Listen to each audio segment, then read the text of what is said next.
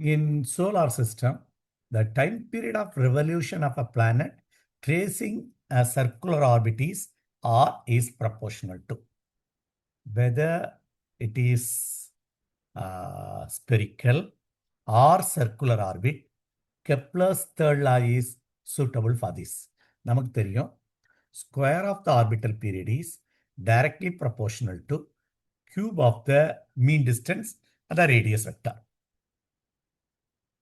Okay, அப்போ என்ன கேட்டிருக்கு? The time period of revolution of a planet tracing in circular confusion இதான். Circular ஆர்பிட்டா இருந்தாலும் எலிப்டிக்கல் ஆர்பிட்ல இருந்தும் கெப்லர்ஸ் லா இஸ் கரெக்ட். அப்போ டி இது என்ன? T squared equal to K into R cube. அப்போ T is equal to K, K dash ஒரு constant into R by 3/2. Answer is time period is proportional to r to the power of 3/2 is the answer.